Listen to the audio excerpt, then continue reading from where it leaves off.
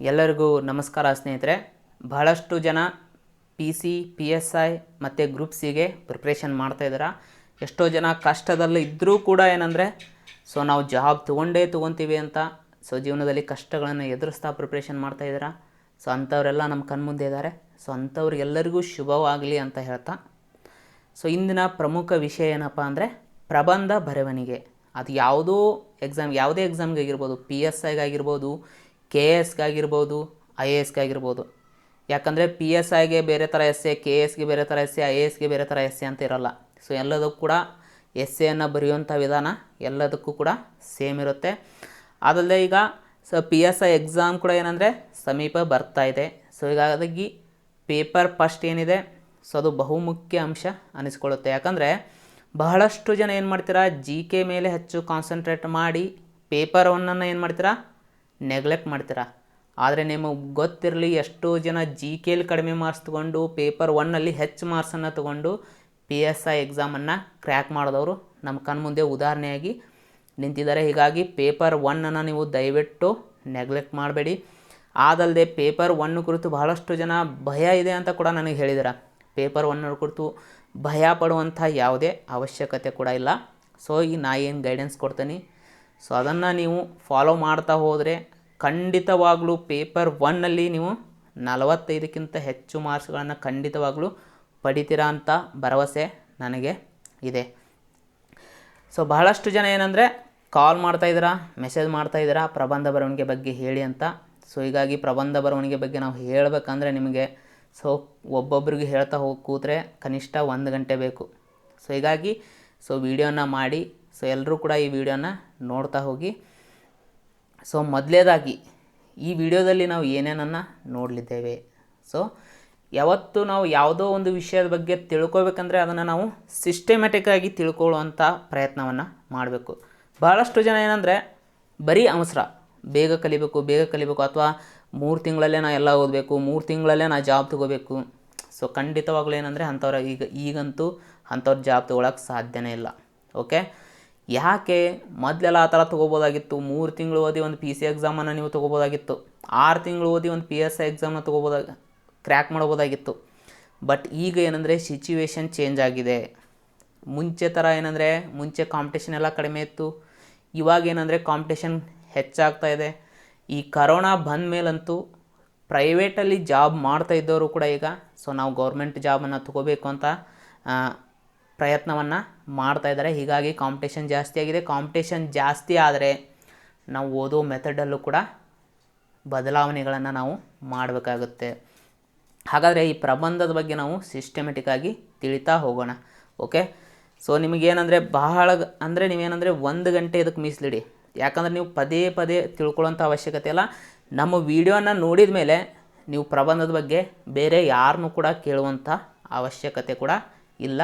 ಆ ಗ್ಯಾರಂಟಿಯನ್ನು ನಾನು ನಿಮಗೆ ಕೊಡ್ತೇನೆ. ಓಕೆ, ಹಾಗಾದರೆ ಈ ವಿಡಿಯೋದಲ್ಲಿ ನಾವು ಏನೇನು ನೋಡಲಿದ್ದೇವೆ. ಮೊದಲನೇದಾಗಿ ಪ್ರಬಂಧ ಎಂದರೇನು, ಎರಡನೇದಾಗಿ ಪ್ರಬಂಧದ ರಚನೆಯ ಹಂತಗಳು ಯಾವ್ಯಾವು, ಹಾಗಾದರೆ ಪೀಠಿಕೆ, ಉಪಸಂಹಾರ, ವಿಷಯ ವಿಸ್ತಾರವನ್ನು ನಾವು ಯಾವ ಥರ ಬರಿಬೇಕು, ಅವು ಹೇಗಿರಬೇಕು.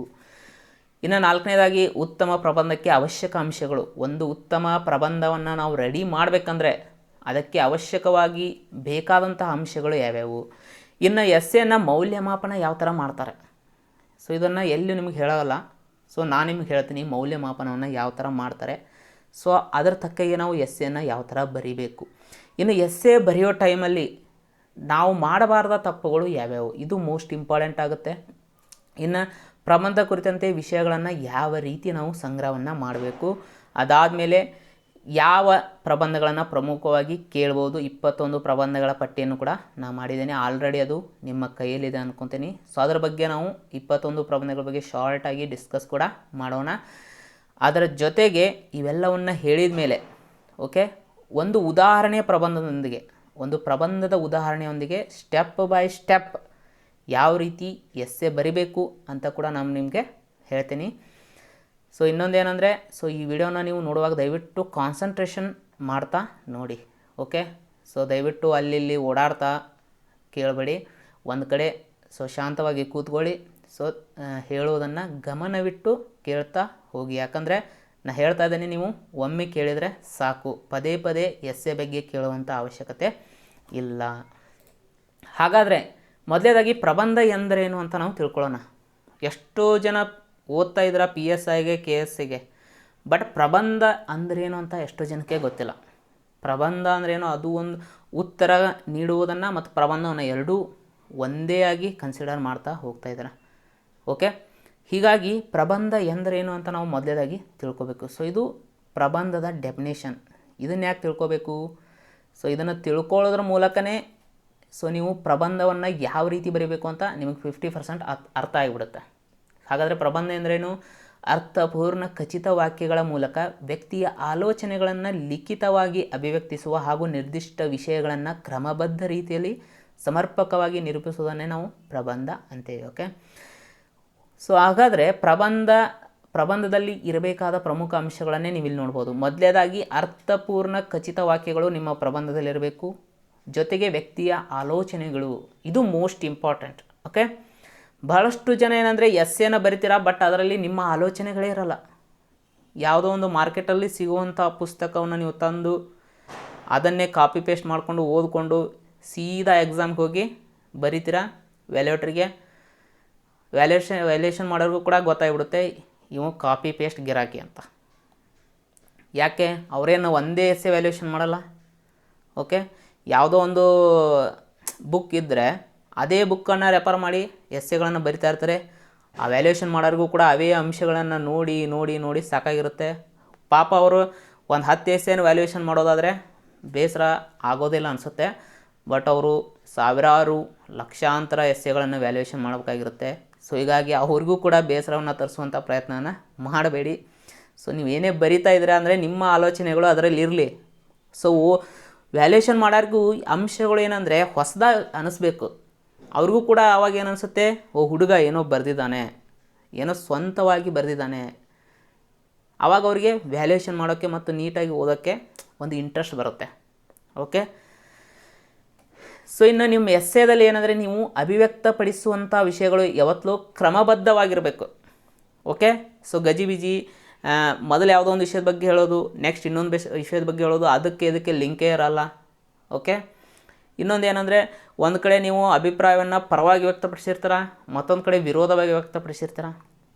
ಸೊ ಈ ಥರ ಎಲ್ಲ ಮಾಡಬಾರ್ದು. ನೀವು ಹೇಳುವಂಥ ವಿಷಯ ಏನಂದರೆ ಕ್ರಮಬದ್ಧವಾಗಿ ಸಿಸ್ಟಮೆಟಿಕ್ಕಾಗಿ ಹೇಳ್ತಾ ಹಂತವಾಗಿ ನೀವು ಹೇಳ್ತಾ ಹೋಗಬೇಕು. ಇನ್ನೊಂದು ಪ್ರಮುಖ ಅಂಶ ಈಗಾಗಲೇ ಹೇಳಿದ್ದೇನೆ, ಪ್ರಬಂಧ ಮತ್ತು ಉತ್ತರ ಬರೆಯುವಿಕೆ. ಯಾವುದೇ ಒಂದು ಕ್ವಶನ್ ಕೇಳಿದರೆ ಅದಕ್ಕೆ ಉತ್ತರ ಬರೆಯೋದು, ಪ್ರಬಂಧ ಕೇಳಿದರೆ ಪ್ರಬಂಧವನ್ನು ಬರೆಯೋದು, ಎರಡನ್ನೂ ಕೂಡ ಬಹಳಷ್ಟು ಜನ ಏನು ಮಾಡಿದ್ದಾರೆ ಅಂದರೆ ಒಂದೇ ಅಂತ ಕನ್ಸಿಡರ್ ಮಾಡಿಬಿಟ್ಟಿದ್ದಾರೆ. ಓಕೆ, ದಯವಿಟ್ಟು ಆ ರೀತಿಯಲ್ಲ. ಪ್ರಬಂಧನೇ ಬೇರೆ, ಉತ್ತರವೇ ಬೇರೆ. ಭಾಳಷ್ಟು ಜನ ನಾನು ನೋಡಿದ್ದೀನಿ, ರೈತರ ಆತ್ಮಹತ್ಯೆ ಪ್ರಬಂಧ ಬರೀರಿ ಅಂದರೆ ರೈತರ ಆತ್ಮಹತ್ಯೆ, ಕಾರಣಗಳು ಪರಿಹಾರಗಳು, ಹಾಗೆ ಪಾಯಿಂಟ್ಸ್ ಆಗ್ತಾ ಉದ್ದಕ್ಕೆ ಬರಿತಾ ಹೋಗ್ಬಿಡ್ತಾರೆ. ಪರಿಸರ ಮಾಲಿನ್ಯ ಎಂದರೇನು? ಕಾರಣಗಳು ಪರಿಹಾರಗಳು. ಸೊ ಇದನ್ನು ಪ್ರಬಂಧ ಅನ್ನಲ್ಲ, ಅದನ್ನೇನಂತಾರೆ ಅಂದರೆ ಉತ್ತರ ಅಂತಾರೆ. ಓಕೆ, ಸೊ ಹಾಗಾದರೆ ಪ್ರಶ್ನೆ ಉತ್ತರ ಅಂದ್ರೇನು? ಸೊ ಪ್ರಶ್ನೆ ಉತ್ತರ ಅಂದರೆ ಏನಪ್ಪ ಅಂದರೆ, ಯಾವುದೇ ಒಂದು ಪ್ರಶ್ನೆಯನ್ನು ಕೊಟ್ಟಿದ್ದಾರೆ ಅಂದರೆ ಅದಕ್ಕೆ ಉತ್ತರ ಯಾವತ್ತೂ ಫ್ರೀ ಡಿಫೈನ್ಡ್ ಆಗಿರುತ್ತೆ. ಉತ್ತರ ಹೀಗೆ ಇರಬೇಕು ಅಂತ ಫ್ರೀ ಡಿಫೈನ್ ಯಾವುದಾಗಿರುತ್ತಲ್ಲ, ಸೊ ಅದನ್ನು ನಾವು ಪ್ರಶ್ನೆ ಉತ್ತರ ಅಂತ ಕರಿತೀವಿ. ಬಟ್ ಪ್ರಬಂಧ ಅಂದರೆ ಹಾಗಲ್ಲ. ನಿಮ್ಮ ಪ್ರಬಂಧ ಹೀಗೆ ಇರಬೇಕು ಅಂತ ಯಾರೂ ಫ್ರೀ ಡಿಫೈನ್ ಮಾಡಿರಲ್ಲ.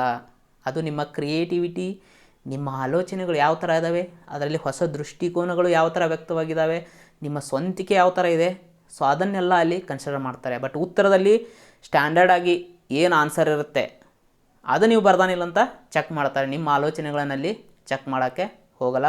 ಹೀಗಾಗಿ ದಯವಿಟ್ಟು ಉತ್ತರಕ್ಕೂ ಮತ್ತು ಪ್ರಬಂಧಕ್ಕೂ ಇರುವಂಥ ವ್ಯತ್ಯಾಸಗಳನ್ನು ನೀವು ದಯವಿಟ್ಟು ಮೊದಲು ತಿಳ್ಕೊಳ್ಳಿ. ಓಕೆ, ಪ್ರಬಂಧ ಅಂದರೆ ನಾವು ಒಂದು ವ್ಯಾಕರಣದ ಅಂಶ ಅಂತ ಕರಿತೀವಿ. ಓಕೆ, ವ್ಯಾಕರಣದಲ್ಲಿ ಬರುವಂಥ ಒಂದು ಅಂಶ ಪ್ರಬಂಧ. ಸೊ ವ್ಯಾಕರಣ ಅಂದ್ರೇನು? ಸೊ ಕ್ರಮಬದ್ಧವಾದ ಭಾಷೆಯ ಅಭ್ಯಾಸವನ್ನು ಮಾಡೋದೇ ವ್ಯಾಕರಣ. ಹೌದಾ? ಹಾಗಾದರೆ ಪ್ರಬಂಧಕ್ಕೂ ಕೂಡ ನಾವು ಕ್ರಮಬದ್ಧತೆಯನ್ನು ಅನುಸರಿಸಬೇಕಾಗುತ್ತೆ. ಓಕೆ, ಇನ್ನು ರಚನೆಯ ಹಂತಗಳು ಯಾವ್ಯಾವು? ಒಂದು ಪ್ರಬಂಧವನ್ನು ರಚನೆ ಮಾಡಬೇಕು ಅಂದರೆ ಪ್ರಮುಖವಾಗಿ ಇರಲೇಬೇಕಾದಂಥ ಹಂತಗಳು ಯಾವುವು? ಸೊ 3 ಹಂತಗಳಲ್ಲಿ ನಾವು ಎಸ್ಸೆನ ಬರೀಬೇಕಾಗುತ್ತೆ. ಅಂದರೆ ಒಂದು ಎಸ್ಸೆನ ಬರೀಬೇಕಂದ್ರೆ 3 ಹಂತಗಳಿವೆ. ಸೊ ಇದ್ರ ಬಗ್ಗೆ ಎಲ್ಲರಿಗೂ ಕೂಡ ಗೊತ್ತಿರುತ್ತೆ. ಸೊ ಯಾವ್ಯಾವ ಅಂದರೆ ಪೀಠಿಕೆ, ವಿಷಯ ವಿಸ್ತಾರ ಮತ್ತು ಉಪಸಂಹಾರ. ಪೀಠಿಕೆ, ವಿಷಯ ವಿಸ್ತಾರ, ಉಪಸಂಹಾರ ಇವುಗಳನ್ನು ನಾವು ಎಸ್ಸೆಯಲ್ಲಿ ಬರಿಬೇಕಾ ಅಂತ ಬಹಳಷ್ಟು ಜನ ಪ್ರಶ್ನೆಯನ್ನು ಕೇಳಿದಾರೆ. ಸೊ ಇವನ್ನ ಯಾರು ಬರೀತಾರೆ ಅಂದರೆ ಈ SLC ಹುಡುಗರು ಏನು ಎಕ್ಸಾಮ್ಗೆ ಬರಿತಿರ್ತಾರಲ್ಲ ಅಲ್ಲಿ ಕೂಡ ಅವ್ರಿಗೂ ಕೂಡ ಒಂದು ಪ್ರಬಂಧ ಬರೆಯೋಕ್ಕೆ ಕೊಟ್ಟಿರ್ತಾರೆ. ಅಂಥವರು ಈ ಪೀಠಿಕೆ, ವಿಷಯ ವಿಸ್ತಾರ ಮತ್ತು ಉಪಸಂಹಾರ ಬರೀತಾರೆ. ಸೊ ನೀವು ಪ್ರಬುದ್ಧರು, ಸೊ ನೀವೆಲ್ಲ ಇವನು ಬರೆಯೋ ಅವಶ್ಯಕತೆ ಇಲ್ಲ. ಯಾಕೆ ಬರೆಯೋ ಅವಶ್ಯಕತೆ ಇಲ್ಲ? ಹಾಗಾದ್ರೆ ವ್ಯಾಲ್ಯೂಯೇಷನ್ಗೆ ಗೊತ್ತಾಗಬೇಕಲ್ಲ, ಇದು ಪೀಠಿಕೆ, ಇದು ವಿಷಯ ವಿಸ್ತಾರ, ಉಪಸಂಹಾರ ಅಂತ ಹೆಡ್ಲೈನ್ ಹಾಕಿ ನಾವು ಸ್ಕೆಚ್ ಪೆನ್ಲೇ ಹೈಲೈಟ್ ಮಾಡ್ಬೇಕಲ್ಲ. ಸೊ ಖಂಡಿತವಾಗ್ಲೂ ಅವನ್ನೆಲ್ಲ ಮಾಡೋ ಅವಶ್ಯಕತೆ ಇಲ್ಲ. ಯಾಕಂದರೆ ಒಂದು ಪ್ರಬಂಧ ಅಂದರೆ ಯಾವತ್ತೂ ಏನಂದರೆ ಈ ಫಸ್ಟ್ ಪ್ಯಾರ ಏನಿರುತ್ತೆ ಅದು ಪೀಠಿಕೆ, ಅದರ ನಂತರ ಬರೋದು ವಿಷಯ ವಿಸ್ತಾರ, ಆಮೇಲೆ ಬರೋದು ಕೊನೆಯ ಪ್ಯಾರ ಏನಿದೆ ಅದು ಉಪಸಂಹಾರ ಅಂತ ಕಾಮನ್ ಆಗಿ ಎಲ್ರಿಗೂ ಗೊತ್ತಿರುವಂಥ ವಿಷಯ. ಹೀಗಾಗಿ ನೀವು ಪ್ರತ್ಯೇಕವಾಗಿ ಮೆನ್ಷನ್ ಮಾಡುವಂಥ ಅವಶ್ಯಕತೆ ಇಲ್ಲ. ಓಕೆ. ಸೊ ಇನ್ನು ಪೀಠಿಕೆ, ವಿಷಯ ವಿಸ್ತಾರ ಮತ್ತು ಉಪಸಂಹಾರ ಹೇಗಿರಬೇಕು? ಓಕೆ, ಇದು ಕೂಡ ಬಹಳಷ್ಟು ಇಂಪಾರ್ಟೆಂಟ್. ಯಾಕಂದರೆ ಬಹಳಷ್ಟು ಜನಕ್ಕೆ ಏನಂದರೆ ಗೊತ್ತೇ ಇಲ್ಲ. ಪೀಠಿಕೆ ಅಂದರೆ ಏನಂತ ಗೊತ್ತಿಲ್ಲ, ವಿಷಯ ವಿಸ್ತಾರ ಅಂದರೆ ಏನಂತ ಗೊತ್ತಿಲ್ಲ, ಉಪಸಂಹಾರ ಅಂತ ಏನೋ ಗೊತ್ತಿಲ್ಲ. ಸೊ ಏನಂದರೆ ಎಸ್ಸೆಗೆ ಪ್ರಿಪೇರ್ ಮಾಡ್ತಾ ಇರ್ತಾರೆ. ಭಾಳಷ್ಟು ಎಸ್ಸೆಯನ್ನು ಕೂಡ ಕಲೆಕ್ಷನ್ ಮಾಡಿಬಿಟ್ಟಿರ್ತಾರೆ. ಬಟ್ ಅವ್ರಿಗೆ ಪೀಠಿಕೆ ಅಂದರೆ ಏನಂತಲೇ ಸರಿಯಾಗಿ ಗೊತ್ತಿರೋದು. ಎಷ್ಟೋ ಜನ ಪೀಠಿಕೆ ಅಂದರೆ ಏನಂದರೆ ಒಂದು ಹಿಸ್ಟ್ರಿನ ಶಾರ್ಟಾಗಿ ಹೇಳೋದೇ ಪೀಠಿಕೆ, ಆ ವಿಷಯದ ಕುರಿತು ಇರುವಂಥ ಸ್ವಲ್ಪ ಹಿಸ್ಟ್ರಿನ ಮೊದಲೇ ಪ್ಯಾರಾದಲ್ಲಿ ಹೇಳೋದೇ ಪೀಠಿಕೆ ಅಂತ ಅಂದ್ಕೊಂಡ್ಬಿಟ್ಟಿದ್ದಾರೆ. ಸೊ ದಯವಿಟ್ಟು ಪೀಠಿಕೆ ಅಂದರೆ ಅದಲ್ಲ. ಪೀಠಿಕೆ ಅಂದರೆ ಏನಂದರೆ ಸೊ ನೀವು ಯಾವ ವಿಷಯನ ಹೇಳಕ್ಕೆ ಹೊರಟಿದ್ದೀರಾ, ಓಕೆ, ಸೊ ಯಾವ ವಿಷಯನ ನೀವು ವಿಷಯ ವಿಸ್ತಾರದಲ್ಲಿ ಹೇಳ್ತಾ ಇರ್ತೀರ ಅದನ್ನೇ ನೀವು ಶಾರ್ಟಾಗಿ ಹೇಳೋದನ್ನೇ ಪೀಠಿಕೆ ಅಂತ ಕರಿತೀವಿ. ಓಕೆ. ಉದಾಹರಣೆ ಯಾವುದಂದರೆ, ಬೆಸ್ಟ್ ಎಕ್ಸಾಂಪಲ್ ಯಾವುದಂದರೆ ಸಂವಿಧಾನದ ಪ್ರಸ್ತಾವನೆ. ಯಾಕಂದರೆ ಸೊ ಒಂದು ವಿಷಯ ವಿಸ್ತಾರ ಏನಂದರೆ ಒಂದು ಹೆಮ್ಮರ ಅಂತ ನೀವು ಅಂದ್ಕೊಂಡ್ರೆ, ಪೀಠಿಕೆ ಅದರ ಬೀಜದಂತಿರಬೇಕು. ಓಕೆ, ಅಂದರೆ ಒಂದು ಬೀಜದ ಮೂಲಕ ನಾವು ಒಂದು ಹೆಮ್ಮರವನ್ನು ಬೆಳೆಸ್ಬೋದು. ಆ ಹೆಮ್ಮರದಲ್ಲಿ ಇರುವಂಥ ಅಂಶಗಳು ಈ ಚಿಕ್ಕ ಬೀಜದಲ್ಲಿ ಅಂದರೆ ಪೀಠಿಕೆಯಲ್ಲಿ ನೀವು ವ್ಯಕ್ತಪಡಿಸ್ಬೇಕಾಗತ್ತೆ. ಸೊ ಇದು ಮೋಸ್ಟ್ ಇಂಪಾರ್ಟೆಂಟ್. ಯಾಕಂದರೆ ವ್ಯಾಲ್ಯೂಯೇಷನ್ ಮಾಡೋರು ಸೊ ಈ ಪೀಠಿಕೆ ಮೇಲೆ ಹೆಚ್ಚು ಕಡಿಮೆ ನಿಮ್ಮ ಎಸ್ಸೆಯನ್ನು ನಿರ್ಧಾರ ಮಾಡುವಂಥ ಸಾಧ್ಯತೆ ಇರುತ್ತೆ. ಸೊ ಬೆಸ್ಟ್ ಎಕ್ಸಾಂಪಲ್ ಈಗಾಗಲೇ ಹೇಳ್ದಂಗೆ ಸಂವಿಧಾನದ ಪ್ರಸ್ತಾವನೆ. ಯಾಕೆ? ಸೊ ನಮ್ಮ ಸಂವಿಧಾನದಲ್ಲಿ ಇರುವಂಥ 395 ವಿಧಿಗಳೇನಿದ್ದಾವೆ ಅವು ಒಟ್ಟಾರೆಯಾಗಿ ಏನು ಹೇಳ್ತವೆ ಅದನ್ನು ಶಾರ್ಟಾಗಿ ಅದರ ಆಶಯಗಳನ್ನು ನಾವು ಶಾರ್ಟಾಗಿ ಸಂವಿಧಾನದ ಪ್ರಸ್ತಾವನೆಯಲ್ಲಿ ಕಾಣಬಹುದು. ಹೆಚ್ಚು ಕಡಿಮೆ ಅದು ಕೇವಲ ಒಂದು ಪುಟ ಇದೆ ಅಷ್ಟೇ. 395 ವಿಧಿಗಳು ಹೇಳೋದನ್ನು ಶಾರ್ಟಾಗಿ ಎಷ್ಟು ಚೆನ್ನಾಗಿ ಹೇಳಿದ್ದಾರೆ. ಓಕೆ, ಅದೇ ನಮ್ಮ ಸಂವಿಧಾನದ ಆಶಯ. ಅದನ್ನೇ ನೀವು ಎಸ್ಸೆದಲ್ಲಿ ಪೀಠಿಕೆಯಲ್ಲಿ ಸೇರಿಸಬೇಕಾಗತ್ತೆ. ಸೊ ನೀವು ಹೇಳುವಂಥ ಪ್ರಬಂಧದ ಒಟ್ಟಾರೆ ಆಶಯವನ್ನು ಏನು ಹೇಳಕ್ಕೆ ಹೊರಟಿದ್ದೀರಾ, ಓಕೆ, ಅದನ್ನೇ ನೀವು ಶಾರ್ಟಾಗಿ ಹೇಳಬೇಕಾಗತ್ತೆ. ಸೊ ಪೀಠಿಕೆ ಮೋಸ್ಟ್ ಇಂಪಾರ್ಟೆಂಟ್. ಸೊ ಮುಂದೆ ಇದನ್ನು ವ್ಯಾಲ್ಯೂಯೇಷನ್ ಯಾವ ಥರ ಮಾಡ್ತಾರೆ ಅಂತ ಕೂಡ ನಾನು ಹೇಳ್ತೇನೆ. ಓಕೆ. ಸೊ ಇನ್ನೊಂದು ಏನಂದರೆ ಸೊ ಮುಖ್ಯವಾಗಿ ಪೀಠಿಕೆ. ಸೊ ಪೀಠಿಕೆಯಲ್ಲಿ ಒಂದು ಇಂಪಾರ್ಟೆಂಟ್ ವಿಷಯ ಏನಂದರೆ ಯಾವುದಾದ್ರೂ ಒಂದು ಕೋಟ್ ಹಾಕಬೇಕಾ ಬೇಡವಾ ಅಂತ ಕೇಳ್ತಾರೆ. ಓಕೆ, ಸೊ ಅದ್ರ ಬಗ್ಗೆ ನಾನು ಮುಂದೆ ಸೊ ಆ ವಿಷಯ ಬಂದಾಗ ನಿಮಗೆ ಹೇಳ್ತೀನಿ. ಸೊ ಇನ್ನು ನೆಕ್ಸ್ಟ್ ಟಾಪಿಕ್ ಏನಪ್ಪ ಅಂದರೆ ನಮ್ಮದು ಸೊ ವಿಷಯ ವಿಸ್ತಾರ. ಸೊ ವಿಷಯ ವಿಸ್ತಾರದಲ್ಲಿ ಏನೇನು ಅಂಶಗಳು ಇರಬೇಕು? ಓಕೆ, ಇದು ಕೂಡ ಮೋಸ್ಟ್ ಇಂಪಾರ್ಟೆಂಟ್. ಯಾಕಂದರೆ ಒಂದು ಎಸ್ಸೆ ಅಂದರೆ ಕ್ರಮಬದ್ಧತೆ ಇರಬೇಕು. ಹೀಗಾಗಿ ನೀವು ವಿಷಯ ವಿಸ್ತಾರವನ್ನು ಬರೆಯುವಲ್ಲೂ ಕೂಡ ಸೊ ಇದನ್ನು ಅನುಸರಿಸಬೇಕಾಗುತ್ತೆ. ಸೊ ಹಾಗಾದರೆ ವಿಷಯ ವಿಸ್ತಾರ ಅಂದರೆ ಅಲ್ಲಿ ಪ್ರಮುಖವಾಗಿ ಏನೇನು ಇರಬೇಕು? ಈ ಅಂಶಗಳು ಏನಾದರೂ ನಿಮ್ಮ ಎಸ್ಸೆದಲ್ಲಿ ಇದ್ದರೆ ಅದನ್ನು ನಾವು ನಿಜವಾದ ಎಸ್ಸೆ ಅಂತ ಕರಿತೀವಿ. ಹಾಗಾದರೆ ಏನೇನು ಇರಬೇಕು? ಮೊದಲನೇದಾಗಿ ವಿಷಯದ ವ್ಯಾಖ್ಯೆ. ಸೊ ಯಾವ ಪ್ರಬಂಧ ವಿಷಯವನ್ನು ಕೊಟ್ಟಿರ್ತಾರೆ ಸೊ ಮೊದಲು ಆ ವಿಷಯಕ್ಕೆ ಒಂದು ವ್ಯಾಖ್ಯಾನವನ್ನು ನೀಡುವಂಥ ಪ್ರಯತ್ನ ಮಾಡಿ. ಯಾಕಂದರೆ ವ್ಯಾಲ್ಯೂಯೇಷನ್ ಮಾಡೋರು ಗಮನಿಸ್ತಾ ಇರ್ತಾರೆ. ಮೊದಲನೇದಾಗಿ ಈ ಬರೆಯುವಂಥ ವ್ಯಕ್ತಿಗೆ ಈ ಎಸ್ಸೆದ ಬಗ್ಗೆ ಆ ಎಸ್ಸೆಯ ಅರ್ಥ ಇವನಿಗೆ ಗೊತ್ತಿದೆಯೋ ಇಲ್ವೋ ಅಂತ ಅವರು ಮೊದಲು ಚೆಕ್ ಮಾಡ್ತಾ ಇರ್ತಾರೆ. ಹಾಗಾದರೆ ನಾವು ಎಲ್ಲ ವಿಷಯಗಳಿಗೂ ಕೂಡ ವ್ಯಾಖ್ಯಾನವನ್ನು ನೀಡಬೇಕಾ? ಖಂಡಿತವಾಗಲೂ ಇಲ್ಲ. ಫಾರ್ ಎಕ್ಸಾಂಪಲ್ ರೈತರ ಆತ್ಮಹತ್ಯೆ ಅಂತ ಕೊಟ್ಟರೆ ಅದ್ರ ಬಗ್ಗೆ ನೀವು ವ್ಯಾಖ್ಯಾನವನ್ನು ನೀಡುವಂಥ ಅವಶ್ಯಕತೆ ಇಲ್ಲ. ಬಟ್ ಭ್ರಷ್ಟಾಚಾರ ಅಂತ ಕೊಟ್ಟರೆ ಸೊ ಅದಕ್ಕೆ ನೀವು ವ್ಯಾಖ್ಯಾನವನ್ನು ನೀಡಬೇಕಾಗುತ್ತೆ. ಭ್ರಷ್ಟಾಚಾರ ಎಂದರೇನು? ಓಕೆ, ಸೊ ನಿಮ್ಮ ಫಸ್ಟ್ ಸ್ಟೆಪ್ ಯಾವತ್ತೂ ವಿಷಯ ವಿಸ್ತಾರದಲ್ಲಿ ನಿಮ್ಮ ಫಸ್ಟ್ ಸ್ಟೆಪ್ ಇದೇ ಇರಬೇಕು. ಮಹಿಳಾ ಸಬಲೀಕರಣ ಎಂದರೇನು ಅಂತ ಕೊಡ್ತಾರೆ. ಎಷ್ಟೋ ಜನಕ್ಕೆ ಮಹಿಳಾ ಸಬಲೀಕರಣ ಅಂದರೆ ಏನಂತ ಗೊತ್ತಿಲ್ಲ. ಸೊ ಮೊದಲೇದಾಗಿ ಅದಕ್ಕೆ ಕುರಿತು ವ್ಯಾಖ್ಯಾನವನ್ನು ನೀವು ನೀಡಬೇಕಾಗತ್ತೆ. ಬ್ಲಾಕ್ ಚೈನ್ ಟೆಕ್ನಾಲಜಿ ಅಂದರೆ ಏನಂತ ಕೇಳ್ಬೋದು. ಸೊ ಅದಕ್ಕೂ ಕೂಡ ವ್ಯಾಖ್ಯಾನವನ್ನು ನೀಡಬೇಕಾಗುತ್ತೆ. ಸೊ ರೀಸೆಂಟಾಗಿ ಪೆಗಾಸಸ್ ಪೆಗಾಸಸ್ ಅನ್ನುವಂಥ ವಿಷಯ ಕೂಡ ಬಂತು, ಹೌದಾ? ಸೊ ಪೆಗಾಸಸ್ ಅಂದರೆ ಏನಂತೂ ಕೂಡ ನೀವು ಮೊದಲು ಅರ್ಥ ಮಾಡಿಸಿ ಹೇಳಬೇಕಾಗತ್ತೆ. ಓಕೆ, ಹಾಗಾದರೆ ಈ ವಿಷಯಕ್ಕೆ ನೀವು ವ್ಯಾಖ್ಯಾನವನ್ನು ನೀಡಬೇಕು.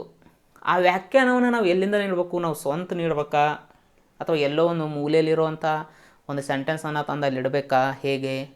ಸೊ ಮೋಸ್ಟ್ ಇಂಪಾರ್ಟೆಂಟ್, ಯಾವತ್ತೂ ಯಾವುದೋ ಒಂದು ವಿಷಯಕ್ಕೆ ನೀವು ವ್ಯಾಖ್ಯಾನವನ್ನು ನೀಡಬೇಕಂದ್ರೆ ಯಾವತ್ತೂ ಅಥೆಂಟಿಕ್ ಸೋರ್ಸ್ಗಳನ್ನು ನೀವು ಬಳಸಬೇಕಾಗತ್ತೆ. ಫಾರ್ ಎಕ್ಸಾಂಪಲ್, ನೀವು ಭ್ರಷ್ಟಾಚಾರದ ಬಗ್ಗೆ ವ್ಯಾಖ್ಯಾನವನ್ನು ನೀಡಬೇಕಂದ್ರೆ IPC ಸೆಕ್ಷನ್ 169 ನಿಮಗೆ ಭ್ರಷ್ಟಾಚಾರದ ವ್ಯಾಖ್ಯಾನ ಸಿಗುತ್ತೆ. ಓಕೆ, ಅದನ್ನು ನೀವು ಇಲ್ಲಿ ಹೇಳ್ಬೋದು, ಭ್ರಷ್ಟಾಚಾರ ಎಂದರೇನು ಅಂತ. ಅಥವಾ ಯಾವುದೋ ಒಂದು ಅಂತಾರಾಷ್ಟ್ರೀಯ ಸಂಘ ಸಂಸ್ಥೆಗಳು ಭ್ರಷ್ಟಾಚಾರದ ಕುರಿತು ವ್ಯಾಖ್ಯಾನವನ್ನು ಕೊಟ್ಟಿರ್ತವೆ, ಅಂತಹ ವ್ಯಾಖ್ಯಾನವನ್ನು ನೀವು ಬಳಸಬೇಕು ಹೊರತು ಸೊ ಯಾವುದೋ ನಿಮ್ಮ ಸ್ವಂತ ವ್ಯಾಖ್ಯಾನ ಈ ಥರ ನೀಡೋದನ್ನು ದಯವಿಟ್ಟು ಕಡಿಮೆ ಮಾಡಿ. ಓಕೆ, ನಿಮ್ಮ ಆಲೋಚನೆಗಳು ಮುಂದಿರಲಿ, ಬಟ್ ವಿಷಯದ ವ್ಯಾಖ್ಯಾನವನ್ನು ನೀಡುವಾಗ ಯಾವತ್ತೂ ಅಥೆಂಟಿಕ್ ಸೋರ್ಸ್ಗಳನ್ನು ನೀವು ಬಳಸ್ಕೋಬೇಕು. ಓಕೆ, ಇನ್ನು ಎರಡನೇದಾಗಿ ವಿಷಯ ವಿಸ್ತಾರದಲ್ಲಿ ವಿಷಯದ ಹಿನ್ನೆಲೆ.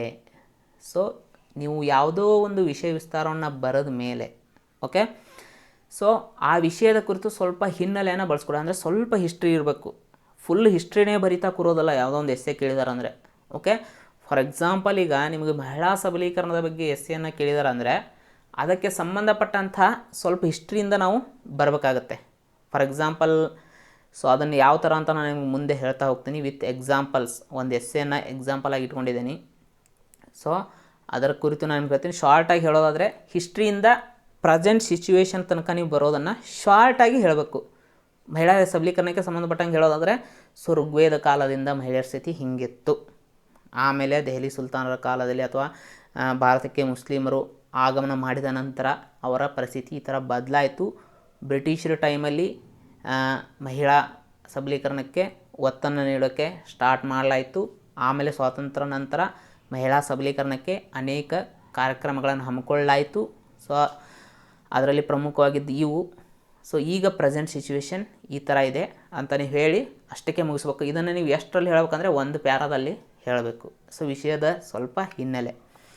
ಸೊ ಪ್ರೆಸೆಂಟ್ ಸ್ಥಿತಿ, ಸೊ ಯಾವುದೇ ಒಂದು ಕೊಟ್ಟಿರುವಂಥ ಎಸ್ಸೆ ಪ್ರೆಸೆಂಟ್ ಸ್ಥಿತಿ ಯಾವ ಥರ ಇದೆ, ಓಕೆ, ಅದನ್ನು ನೀವು ಮೆನ್ಷನ್ ಮಾಡ್ಕೋದು. ಫಾರ್ ಎಕ್ಸಾಂಪಲ್, ಮಹಿಳಾ ಸಬಲೀಕರಣದ ಬಗ್ಗೆನೇ ಕೊಟ್ಟರೆ ಪ್ರಸ್ತುತ ಮಹಿಳಾ ಸಬಲೀಕರಣ ಸ್ಥಿತಿ ಯಾವ ಥರ ಇದೆ ನಮ್ಮ ದೇಶದಲ್ಲಿ ಆಗಿರ್ಬೋದು, ಪ್ರಪಂಚದಲ್ಲಿ ಆಗಿರ್ಬೋದು. ಓಕೆ, ಅದನ್ನು ನೀವು ತಿಳಿಸ್ಬೇಕಾಗುತ್ತೆ. ಸೊ ನೆಕ್ಸ್ಟ್ ಏನಂದರೆ ಕ್ರಮಬದ್ಧವಾದ ವಿಷಯ ನಿರೂಪಣೆ. ಯಾವತ್ತೂ ನೀವು ಯಾವುದೋ ಒಂದು ವಿಷಯದ ಬಗ್ಗೆ ಹೇಳ್ತಾ ಇದ್ದಾರೆ ಅಂದರೆ ಅಲ್ಲಿ ಸಿಸ್ಟಮೆಟಿಕ್ ಆಗಿರಬೇಕು. ಸೊ ಒಂದಾದಮೇಲೆ ಒಂದು ಕ್ಲೀನಾಗಿ ಬರ್ತಾ ಇರಬೇಕು ಓದೋರಿಗೆ. ಸೊ ಮುಂದಿದು ಅಂತ ಕುತೂಹಲ ಹುಟ್ಟುತ್ತಾ ಹೋಗಬೇಕು. ಓಕೆ, ಇದೇನು ಫಿಲ್ಮ್ ಅಲ್ಲ. ಫಿಲ್ಮ್ನ ಮೊದಲೇ ಕ್ಲೈಮ್ಯಾಕ್ಸನ್ನು ಹೇಳಿ ಕೊನೆಗೆ ವಿಷಯವನ್ನು ಹೇಳೋದು, ಸೊ ಈ ಥರ ಇಲ್ಲಿ ಮಾಡೋಕ್ಕಾಗಲ್ಲ. ಆದಲ್ಲದೆ ಮೊದಲು ವಿಷಯವನ್ನು ಹೇಳೋದು, ಕೊನೆಗೆ ಟ್ವಿಸ್ಟನ್ನು ಹೇಳೋದು. ಸೊ ಆ ಥರ ಇಲ್ಲೆಲ್ಲ ಇಲ್ಲ. ಏನಂದರೆ ಸೊ ಯಾವತ್ತೂ ಹಂತವಾಗಿ ಸ್ಟೆಪ್ ಬೈ ಸ್ಟೆಪ್ ಕ್ಲೀನಾಗಿ ನೀವು ಬರಿತಾ ಹೋಗಬೇಕು. ಆದಲ್ಲದೆ ವಿಷಯ ವಿಸ್ತಾರದಲ್ಲಿ ಇರಲೇಬೇಕಾದಂಥ ಮತ್ತೊಂದು ವಿಷಯ ಯಾವುದಂದರೆ ವಾದ ವಿವಾದಗಳ ಮಂಡನೆ. ಸೊ ಯಾವುದೋ ಒಂದು ವಿಷಯವನ್ನು ಕೊಟ್ಟರೆ ಸೊ ವಾದ ವಿವಾದಗಳು, ಅದರ ಕುರಿತು ವಾದಗಳೇನಿದ್ದಾವೆ, ವಿವಾದಗಳೇನಿದ್ದಾವೆ, okay, so arguments, counter arguments ಏನೇನಿದ್ದಾವೆ, ಸೊ ಅವುಗಳನ್ನು ನೀವು ವ್ಯಕ್ತಪಡಿಸ್ಬೇಕಾಗುತ್ತೆ. ಆದಲ್ಲೇ ನೀವು ಏನಾದರೂ ಅಭಿಪ್ರಾಯಗಳನ್ನು ವ್ಯಕ್ತಪಡಿಸ್ತಾ ಇರ್ತಾರ, ಅದರಲ್ಲಿ ಯಾವತ್ತೂ ಏಕರೂಪತೆ ಇರಬೇಕು. ಒಂದು ಕಡೆ ಮಹಿಳಾ ಸಬಲೀಕರಣ ಬೇಡ ಅಂತ ಹೇಳೋದು, ಇನ್ನೊಂದು ಕಡೆ ಮಹಿಳಾ ಸಬಲೀಕರಣ ನನ್ನ ಪ್ರಕಾರ ಬೇಕಂತ ಹೇಳೋದು. ಸೊ ಈ ಥರ ಎಲ್ಲ ಮಾಡಬಾರ್ದು. ಸೊ ನೀವು ಏನು ಹೇಳ್ತೀರಾ ಸೊ ಒಂದೇ ವಿಷಯಕ್ಕೆ ನೀವು ಸ್ಟಿಚ್ ಆಗಿರಬೇಕು. ಓಕೆ, ಇನ್ನು ಪ್ರಸ್ತುತ ಸಂದರ್ಭಕ್ಕೆ ಅನುಸಾರವಾಗಿರಲಿ. ಯಾವುದೇ ಒಂದು ಎಸ್ಸೆಯನ್ನು ಬರಿತಾ ಇದ್ದೀರಾ ಅಂದ್ರೆ ಪ್ರೆಸೆಂಟ್ ಸಿಚುವೇಶನ್ ಯಾವ ಥರ ಇದೆ ಆ ಎಸ್ಸೆದ್ದು. ಸೊ ಈಗ ಅದು ಏನಿದೆ, ನಮಗೆ ಸ್ವಾತಂತ್ರ್ಯ ಕಾಲದಲ್ಲಿ ಆ ವಿಷಯದ ಕುರಿತು ಹಾಗಿತ್ತು, ನಮ್ಗೆ ಅದೆಲ್ಲ ಬೇಡ. ಪ್ರೆಸೆಂಟ್ ಈಗ ಯಾವ ಥರ ಇದೆ ಅದು ನಮಗೆ ಬೇಕಾಗಿರೋದು ಮುಖ್ಯವಾಗಿ. ಸೊ ಅಂತಹ ವಿಷಯಗಳನ್ನು ನೀವಿಲ್ಲಿ ವ್ಯಕ್ತಪಡಿಸ್ಬೇಕಾಗತ್ತೆ. ಇನ್ನು ವಿಷಯ ವಿಸ್ತಾರದ ಇರಲೇಬೇಕಾದಂಥ ಮತ್ತೊಂದು ವಿಶೇಷ ಅಂಶಗಳೇನೆಂದರೆ ಅಂಕಿಅಂಶ ಆಗಿರ್ಬೋದು, ಆ ವಿಷಯಕ್ಕೆ ಸಂಬಂಧಪಟ್ಟಂಥ ವರದಿಗಳು ಮತ್ತು ಆ ವಿಷಯಕ್ಕೆ ಸಂಬಂಧಪಟ್ಟಂಥ ಪ್ರಬಲವಾದ ಉದಾಹರಣೆಗಳ ಬಳಕೆ. ಓಕೆ, ಮೋಸ್ಟ್ ಇಂಪಾರ್ಟೆಂಟ್ ಇದು. ಸೊ ಇವೆಲ್ಲ ನಿಮಗೆ ಎಲ್ಲಿ ಸಿಗ್ತವೆ ಅಂದರೆ ಸೊ ನ್ಯೂಸ್ ಪೇಪರಲ್ಲಿ ನಿಮಗೆ ಸಿಗ್ತವೆ. ಅಂಕಿಅಂಶಗಳಾಗಿರ್ಬೋದು, ವರದಿಗಳಾಗಿರ್ಬೋದು, ಪ್ರಬಲವಾದ ಉದಾಹರಣೆಗಳು. ಅದು ಏನಂದರೆ ಪ್ರೆಸೆಂಟ್ ಆಗಿರುವಂಥ ಉದಾಹರಣೆಗಳನ್ನು ನೀವು ಮೆನ್ಷನ್ ಮಾಡಬೇಕಾಗುತ್ತೆ. ಅದರ ಜೊತೆಗೆ ನಿಮ್ಮ ಸುತ್ತಮುತ್ತಲು ನಡೆದಿರುವಂತಹ ಘಟನೆಗಳನ್ನೇ ನೀವು ಉದಾಹರಣೆಯನ್ನಾಗಿ ಕೂಡ ಬಳಕೆಯನ್ನು ಮಾಡಬಹುದು. ಸೊ ಇದಿಷ್ಟು ವಿಷಯ ವಿಸ್ತಾರದಲ್ಲಿರಬೇಕು. ಇನ್ನು ಉಪಸಂಹಾರದಲ್ಲಿ ಏನಿರಬೇಕು, ಸೊ ಇದು ಕೂಡ ಮೋಸ್ಟ್ ಇಂಪಾರ್ಟೆಂಟ್. ಯಾಕೆ ಒಂದು ಎಸ್ಸೆಯಲ್ಲಿ ಉಪಸಂಹಾರ? ಸೊ ಪೀಠಿಕೆ ಮತ್ತು ಉಪಸಂಹಾರ ಇವೇನಂದರೆ ನಿಮ್ಮ ಎಸ್ಸೆನ ಡಿಸೈಡ್ ಮಾಡುವಲ್ಲಿ ಅತಿ ಮಹತ್ವದ ಭಾಗಗಳು ಅಂತ ಹೇಳ್ಬೋದು. ಬಹಳಷ್ಟು ವ್ಯಾಲ್ಯೂಯೇಷನ್ ಮಾಡೋರು ಏನು ನೋಡ್ತಾರೆ ಅಂದರೆ ನಿಮ್ಮದು ಮೊದಲೇದಾಗಿ ಅವ್ರು ನೋಡೋದು ಪೀಠಿಕೆ, ಅದಾದ ನಂತರ ನೋಡೋದು ಉಪಸಂಹಾರ. ಅದರ ಮೇಲೇ ಅವರು ನಿಮ್ಮ ಎಸ್ಸೆಯನ್ನು ಡಿಸೈಡ್ ಮಾಡ್ತಾರೆ, ಇದೇ ಥರ ಬರೆದಿರ್ತಾನೆ ಅಂತ. ಓಕೆ, ಹೀಗಾಗಿ ನಿಮ್ಮ ಪೀಠಿಕೆ ಮತ್ತು ಉಪಸಂಹಾರ, ಸೊ ಅದರಲ್ಲೇ ನಿಮ್ಮ ಸ್ವಂತಿಕೆಯನ್ನು ಅವರು ಕಂಡುಹಿಡಿತಾರೆ. ನಿಮ್ಮ ಕ್ರಿಯೇಟಿವಿಟಿ ಯಾವ ಥರ ಇದೆ ಅಂತ ಕಂಡುಹಿಡ್ತಾರೆ. ನಿಮ್ಮ ಆಲೋಚನೆಗಳು ಯಾವ ಥರ ಆ ಎಸ್ಸೆ ಕುರಿತಿದ್ದಾವೆ ಅಂತ ಅಲ್ಲೇ ಕಂಡುಹಿಡಿದು ಬಿಡ್ತಾರೆ. ಹೀಗಾಗಿ ಇವೆರಡೂ ಅಟ್ರ್ಯಾಕ್ಟಿವ್ ಆಗಿ ಬರೆಯುವಂತಹ ಪ್ರಯತ್ನವನ್ನು ನೀವು ಯಾವತ್ತೂ ಮಾಡಬೇಕು. ಓಕೆ, ಸೊ ಉಪಸಂಹಾರ ಏನೇನು ಇರಬೇಕು ಉಪಸಂಹಾರದಲ್ಲಿ ಅಂದರೆ ನಿಮ್ಮ ಪ್ರಮುಖ ವಾದದ ತಿರುಳು, ಅಂದರೆ ಆ ವಿಷಯದ ಕುರಿತು ನೀವು ಪ್ರಮುಖವಾಗಿ ವಾದ ವಿವಾದಗಳನ್ನು ಮಂಡನೆ ಮಾಡಬೇಕಂತ ನಾನು ಹೇಳಿದ್ದೆ. ಹಾಗಾದರೆ ಆ ವಿಷಯದ ಕುರಿತು ನಿಮ್ಮ ಪ್ರಮುಖ ವಾದ ಏನಿದೆ, ಸೊ ಅದನ್ನು ನೀವಿಲ್ಲಿ ಉಪಸಂಹಾರದಲ್ಲಿ ಒಂದು ಲೈನನ್ನು ಮೆನ್ಷನ್ ಮಾಡಬೇಕು. ಎರಡನೇದೇನೆಂದರೆ ಆ ವಿಷಯದ ಕುರಿತು ನೀವೇನು ತೀರ್ಮಾನ ತಾಳಿದ್ರಿ, ಓಕೆ, ಅದನ್ನು ನೀವಿಲ್ಲಿ ಮೆನ್ಷನ್ ಮಾಡಬೇಕು. ಇನ್ನು ಆ ವಿಷಯದ ಕುರಿತಂತೆ ನಿಮ್ಮ ಭವಿಷ್ಯದ ದೃಷ್ಟಿಕೋನ ಹೇಗೆ, ಓಕೆ, ಭವಿಷ್ಯದಲ್ಲಿ ಆ ವಿಷಯದ ಕುರಿತು ನೀವು ಏನು ಹೇಳೋಕ್ಕೆ ಇಷ್ಟಪಡ್ತೀರಾ ಭವಿಷ್ಯದ ಬಗ್ಗೆ, ಅದೊಂದು ಲೈನ್ ಇರಬೇಕು. ಇನ್ನೊಂದು ಲೈನ್ ಏನಿರ್ಬೇಕಂದ್ರೆ ಚಿಂತನೆಗೆ ಪ್ರೇರಣೆ ನೀಡುವಂಥ ಅಂಶ, ಅಂದರೆ ಒಂದು ಲೈನ್ ಏನಂದರೆ ಬೇರೆಯವ್ರಿಗೆ ಚಿಂತನೆಗೆ ಅವಕಾಶ ನೀಡಬೇಕು. ಈಗ ಕೊಟ್ಟಿರುವಂಥ ಎಸ್ಸೆ ಬಗ್ಗೆ ಬೇರೆಯವರು ವಿಚಾರ ಮಾಡಬೇಕು, ಸೊ ಆ ಥರ ಒಂದು ಲೈನು ಅಲ್ಲಿರಬೇಕು. ಇನ್ನು ಸೊ ಏನು ಆ ವಿಷಯದ ಕುರಿತು ಸಮಸ್ಯೆಗಳಿದ್ದಾವೆ ಅದಕ್ಕೊಂದು ಪ್ರಮುಖವಾದ ಪರಿಹಾರ ಸೂತ್ರ ಇರುತ್ತೆ, ಸೊ ಅದೊಂದು ಲೈನನ್ನು ನೀವಿಲ್ಲಿ ಮೆನ್ಷನ್ ಮಾಡಬೇಕು.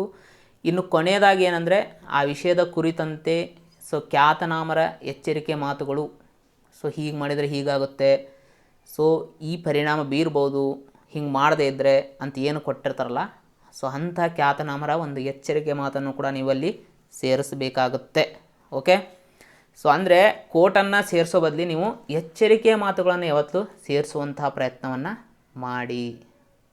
ಓಕೆ, ಇದು ಮೋಸ್ಟ್ ಇಂಪಾರ್ಟೆಂಟ್ ಆಗುತ್ತೆ. ಸೊ ಉಪಸಂಹಾರ ಮತ್ತು ಪೀಠಿಕೆ ಎರಡೂ ಕೂಡ ಮೋಸ್ಟ್ ಇಂಪಾರ್ಟೆಂಟ್. ಇವೆರಡರ ಮೇಲೆ ನಿಮ್ಮ ಎಸ್ಸೆ ನಿರ್ಧಾರ ಆಗುತ್ತೆ.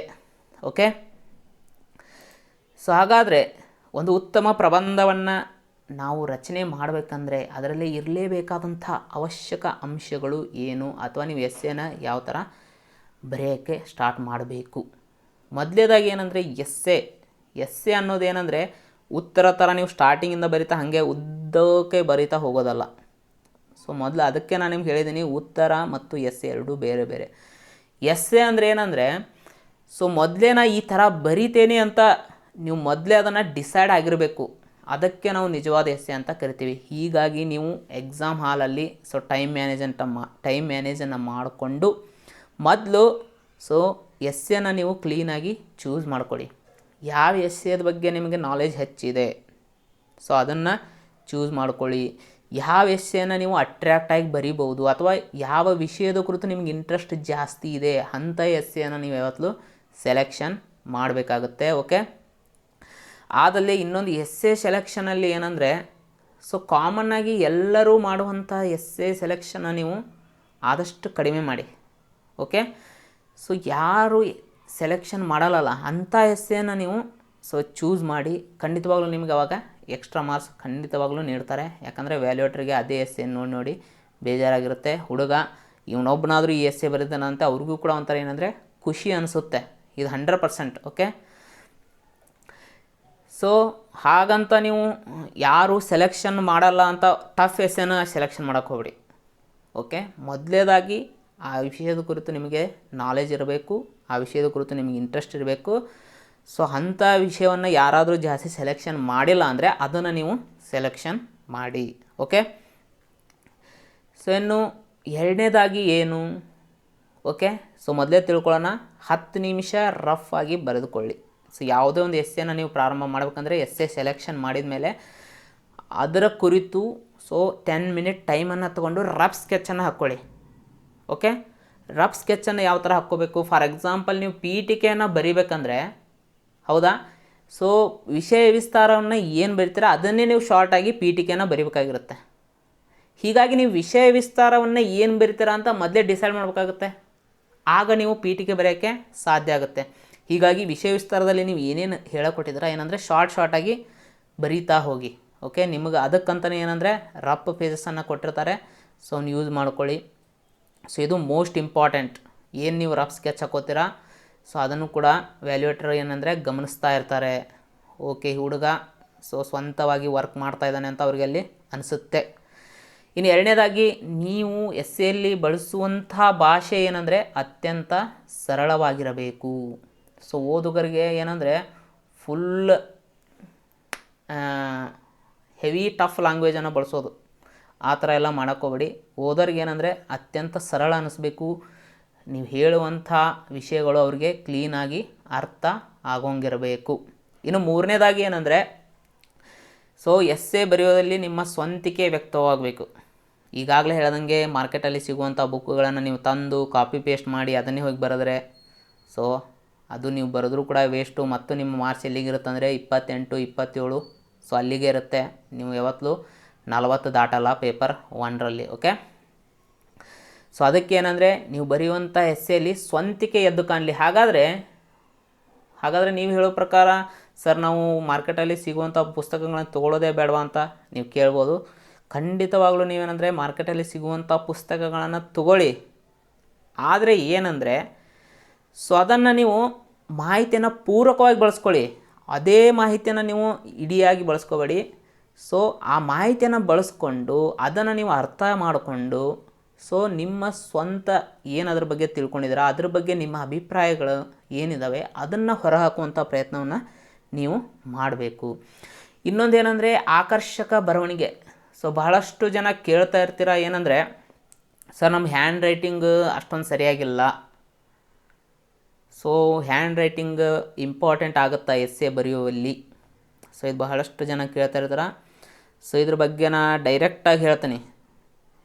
ಯಾಕಂದರೆ ಬೇರೆಯವ್ರ ಥರನ ಸುಳ್ಳು ಹೇಳಿ ಸೊ ನಿಮಗೆ ಇದನ್ನು ಮಾಡುವಂಥ ಅವಶ್ಯಕತೆ ಇಲ್ಲ ಅಂದ್ಕೊತೀನಿ.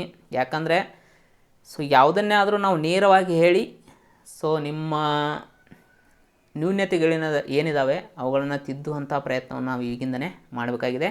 ಸೊ ಖಂಡಿತವಾಗಲೂ ಎಸ್ಸೆಯ ಒಂದು ಪ್ರಮುಖ ಅಂಶ ಏನಂದರೆ ಸುಂದರ ಬರವಣಿಗೆ. ಓಕೆ, ಎಸ್ಸೆಯಲ್ಲಿ ಅದು ಪ್ರಮುಖ ಅಂಶ. ಬರವಣಿಗೆ ಯಾವತ್ತೂ ಸುಂದರವಾಗಿರಬೇಕು, ನೋಡೋಕ್ಕೆ ಆಕರ್ಷಣೀಯವಾಗಿರಬೇಕು, ಸೊ ಓದೋಕ್ಕೆ ಇಂಟ್ರೆಸ್ಟ್ ಬರೋಂಗಿರಬೇಕು. ಸೊ ನೀವು ಕತ್ತಿ ಕಾಲು ಗುಬ್ಬಿ ಕಾಲು ಥರ ಬರೆದ್ರೆ ಸೊ ಎಸ್ಸೆ ಓದೋಕ್ಕೆ ಅವ್ರಿಗೆ ಓದೋಕ್ಕೆ ಇಂಟ್ರೆಸ್ಟ್ ಕೂಡ ಬರಲ್ಲ. ಯಾಕಂದರೆ ನಿಮ್ಮದು ಒಂದೇ ಎಸ್ಸೆ ಅವ್ರು ವ್ಯಾಲ್ಯೂಯೇಷನ್ ಮಾಡೋದಾಗಿದ್ದರೆ ಸೊ ಹೆಂಗೋ ಕಷ್ಟಪಟ್ಟು ಓದಿ ವ್ಯಾಲ್ಯೂಯೇಷನ್ ಮಾಡಬಹುದು. ಆದರೆ ಅವರು ಲಕ್ಷಾಂತರ ಪೇಪರ್ಗಳನ್ನು ವ್ಯಾಲ್ಯೂಯೇಷನ್ ಮಾಡಬೇಕಾಗಿರೋದ್ರಿಂದ ಅವ್ರಿಗೆ ಕೆಲವೊಮ್ಮೆ ನಿಮ್ಮ ಎಸ್ಸೆಯನ್ನು ಕ್ಲೀನಾಗಿ ನೋಡೋಕ್ಕೂ ಕೂಡ ಅವ್ರಿಗೆ ಆಗ್ತಾಯಿರಲ್ಲ. ಸೊ ಹೀಗಾಗಿ ದಯವಿಟ್ಟು ನಿಮ್ಮ ಬರವಣಿಗೆ ಸುಂದರವಾಗಿರಲಿ.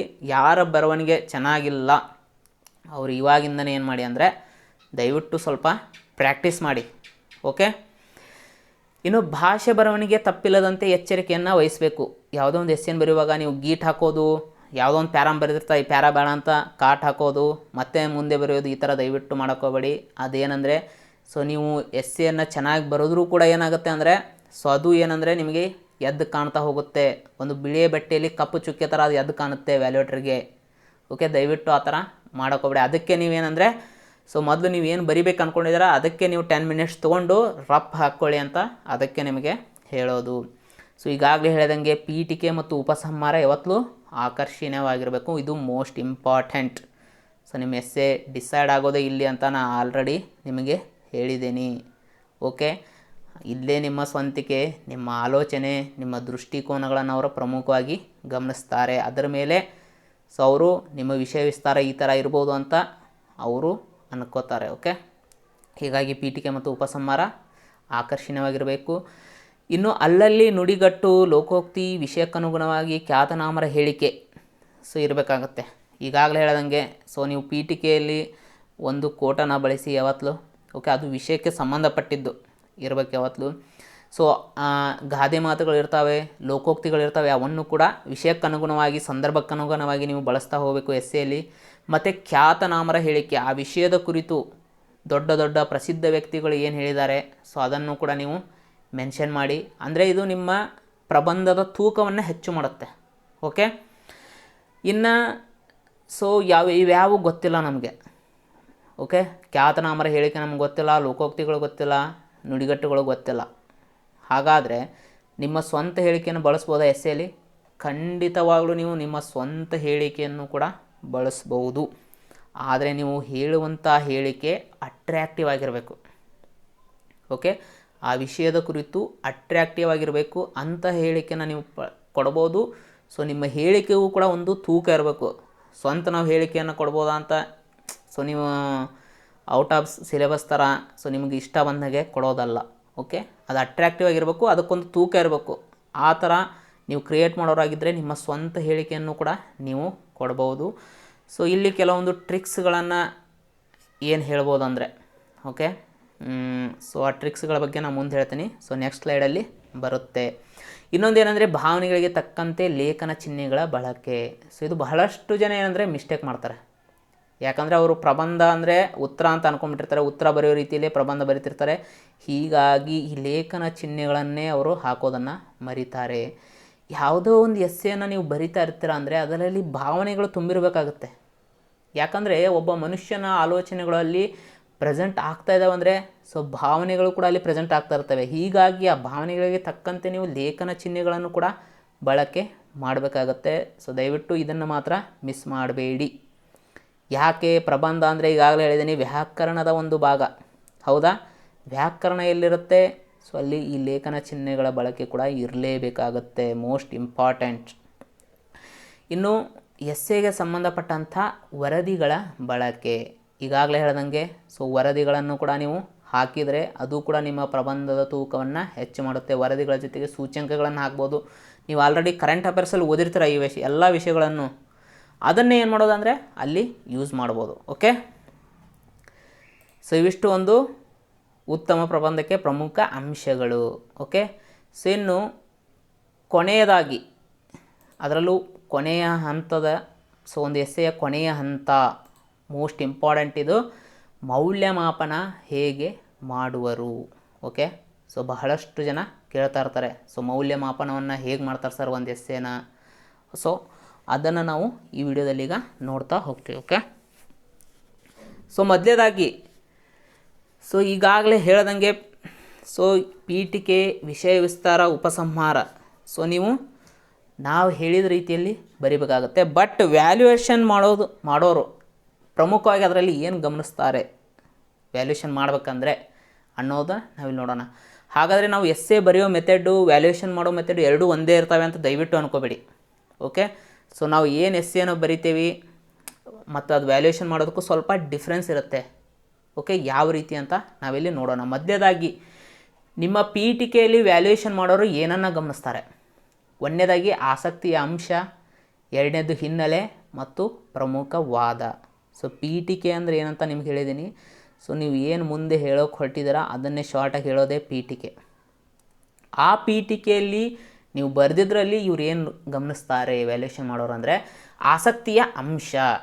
ಅಂದರೆ ಈ ಎಸ್ಸೆ ಬರೆಯೋರಿಗೆ ಪ್ರಮುಖವಾಗಿ ಯಾವುದರ ಕುರಿತು ಹೆಚ್ಚು ಆಸಕ್ತಿ ಇದೆ. ಓಕೆ, ಯಾಕಂದರೆ ಒಬ್ಬರು ಎಸ್ಸೆ ಬರಿತಾ ಇದ್ದಾರೆ ಅಂದರೆ ತಮಗೆ ಆಸಕ್ತಿ ಯಾವುದಿರುತ್ತೆ ಅದು ಅಲ್ಲಿ ಮೂಡಿಸಿರ್ತಾರೆ ಅದನ್ನೇ. ಓಕೆ, ಇನ್ನು ಹಿನ್ನೆಲೆ. ಓಕೆ, ಸೊ ಯಾವುದೇ ಒಂದು ಎಸ್ಸೆಯನ್ನು ಬರಿತಾ ಇದ್ದಾರೆ, ಇವು ಹಿನ್ನೆಲೆಯನ್ನು ಯಾವ ರೀತಿಯಾಗಿ ತೊಗೊಂಡಿದ್ದಾನೆ ಆ ಪೀಠಿಕೆಯಲ್ಲಿ ಶಾರ್ಟಾಗಿ, ಸೊ ಅದನ್ನು ಗಮನಿಸ್ತಾರೆ. ಮತ್ತು ಪ್ರಮುಖ ವಾದ, ಸೊ ಆ ವಿಷಯದ ಕುರಿತು ಇವು ಪ್ರಮುಖವಾಗಿ ಯಾವ ರೀತಿ ಯಾವ ವಾದವನ್ನು ಪ್ರಮುಖವಾಗಿ ಮಂಡನೆ ಮಾಡಿದ್ದಾನೆ. ಯಾಕಂದರೆ ವಿಷಯ ವಿಸ್ತಾರದಲ್ಲಿ ವಾದ ವಿವಾದಗಳಿರ್ತವೆ. ಸೊ ಆ ವಾದ ವಿವಾದಗಳನ್ನು ನೀವು ಮಂಡನೆ ಮಾಡಬೇಕಾಗತ್ತೆ.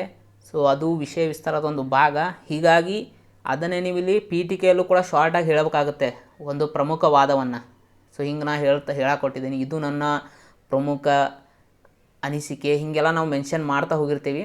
ಸೊ ಅದನ್ನು ಅವರಲ್ಲಿ ಪ್ರಮುಖವಾಗಿ ಗಮನಿಸ್ತಾರೆ. ಯಾವ ವಿಷಯದ ಕುರಿತು ಪ್ರಮುಖವಾಗಿ ವಾದವನ್ನು ಮಂಡಿಸ್ತಾ ಇದ್ದಾನೆ, ಇವನು ವಾದ ಪ್ರಮುಖವಾಗಿ ಏನು ವಿಷಯದ ಕುರಿತು ಅನ್ನೋದನ್ನು ಇಲ್ಲಿ ಅವರು ಗಮನಿಸ್ತಾರೆ. ಇನ್ನು ವಿಷಯ ವಿಸ್ತಾರದಲ್ಲಿ ಅವರು ಏನು ಗಮನಿಸ್ತಾರೆ? ಸೊ ವಿಷಯ ವಿಸ್ತಾರವನ್ನು ಯಾವ ಥರ ಬರೀಬೇಕಂತ ಈಗಾಗಲೇ ಹೇಳಿದ್ದೀವಿ, ಏನೇನು ಅಂಶಗಳು ಇರಬೇಕಂತ ಕೂಡ ನಾವು ಹೇಳ್ತೀವಿ. ಬಟ್ ವ್ಯಾಲ್ಯೂಯೇಷನ್ ಮಾಡೋರು ಏನು ಗಮನಿಸ್ತಾರೆ ವಿಷಯ ವಿಸ್ತಾರದಲ್ಲಿ? ಮೊದಲನೇದಾಗಿ ಸ್ಪಷ್ಟ ಪರಿಕಲ್ಪನೆ, ಅಂದರೆ ಎಸ್ಸೆ ಬರೆಯೋರಿಗೆ ವಿಷಯದ ಕುರಿತು ಸ್ಪಷ್ಟ ಪರಿಕಲ್ಪನೆ ಇದೆ ಇಲ್ವೋ, ಈ ವಿಷಯದ ಕುರಿತು ಇವು ಚೆನ್ನಾಗಿ ತಿಳ್ಕೊಂಡಿದ್ದಾನೋ ಇಲ್ವೋ ಅನ್ನೋದನ್ನು ಅವರು ಮೊದಲು ನೋಡ್ತಾರೆ. ಇದಕ್ಕಾಗಿ ನಾನು ನಿಮಗೆ ಹೇಳಿದ್ದೇನು, ಯಾವುದೇ ಒಂದು ಎಸ್ಸೆ ಕೇಳಿದ್ದಾರೆ ಅಂದರೆ ಮೊದಲು ಅದ್ರ ಬಗ್ಗೆ ವ್ಯಾಖ್ಯಾನವನ್ನು ನೀಡಿ, ಅದರ ಹಿನ್ನೆಲೆಯನ್ನು ಸ್ವಲ್ಪ ಬರೆಯಿರಿ. ಸೊ ಅವಾಗ ವ್ಯಾಲ್ಯೂಟ್ರಿಗೆ ಏನು ಅನಿಸುತ್ತೆ, ಓ ಈ ವಿಷಯದ ಕುರಿತು ಇವಂಗೆ ಪಕ್ಕಾ ಗೊತ್ತಿದೆ ಅಂತ ಅವರು ಗೆಸ್ ಮಾಡ್ತಾರೆ. ಎರಡನೇದಾಗಿ ಅವ್ರು ಏನು ನೋಡ್ತಾರೆ, ವಿಚಾರಗಳ ವೈವಿಧ್ಯತೆ. ಅಂದರೆ ಒಂದು ಎಸ್ಸೆಯನ್ನು ಬರೆಯುವಾಗ ಇವ ಯಾವ ರೀತಿ ವಿಚಾರಗಳಲ್ಲಿ ಡೈವರ್ಸಿಟಿಯನ್ನು, ಅಂದರೆ ಒಂದು ವಿಷಯದ ಕುರಿತು ಯಾವ ರೀತಿ ವಿವಿಧ ಆಯಾಮಗಳಲ್ಲಿ ಇವ ಚರ್ಚೆ ಮಾಡಿದ್ದಾನೆ ಅದನ್ನು ನೋಡ್ತಾರೆ. ಫಾರ್ ಎಕ್ಸಾಂಪಲ್ ಮಹಿಳಾ ಸಬಲೀಕರಣ ಅಂದರೆ ಸೊ ಕೇವಲ ಒಂದೇ ಕ್ಷೇತ್ರಕ್ಕೆ ಸಂಬಂಧ ಇರಲ್ಲ, ಹೌದಾ.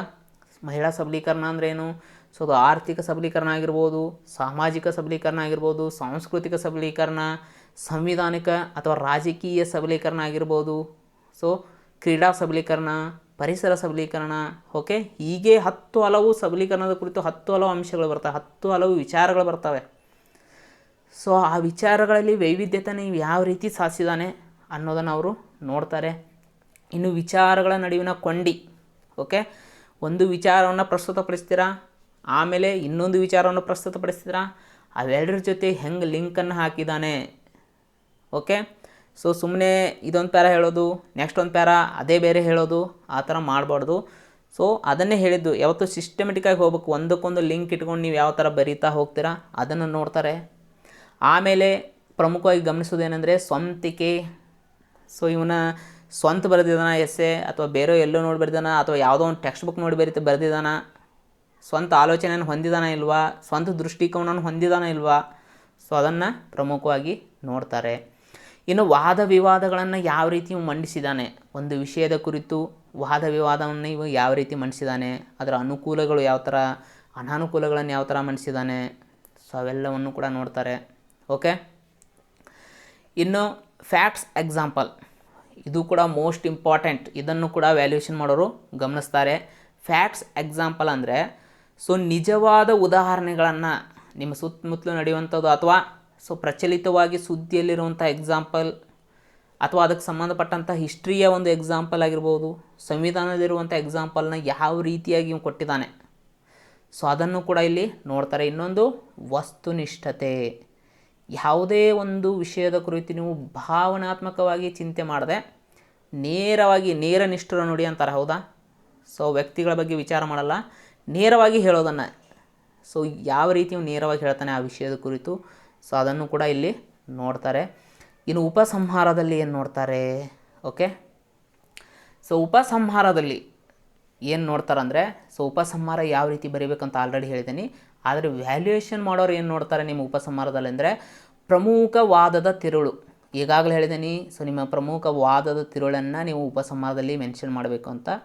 ಸೊ ಆ ವಾದವನ್ನು ನೋಡ್ತಾರೆ, ಮತ್ತು ಆ ವಿಷಯದ ಕುರಿತು ಹೊಸ ದೃಷ್ಟಿಕೋನವನ್ನು ಎಸ್ಸೆ ಬರೆಯೋರು ಯಾವ ರೀತಿ ಹೊಂದಿದ್ದಾರೆ, ಓಕೆ. ಯಾಕಂದರೆ ಭವಿಷ್ಯದ ದೃಷ್ಟಿಕೋನದ ಬಗ್ಗೆ ನೀವು ಏನು ಹೇಳಿಕೆ ನೀಡ್ತೀರಾ ಉಪಸಂಹಾರದಲ್ಲಿ ಅದನ್ನು ನೀವು ಮೆನ್ಷನ್ ಮಾಡಬೇಕು ಅಂತ ಹೇಳಿದ್ದೆ, ಆ ದೃಷ್ಟಿಕೋನವನ್ನು ಇವರು ನೋಡ್ತಾರೆ, ಓಕೆ.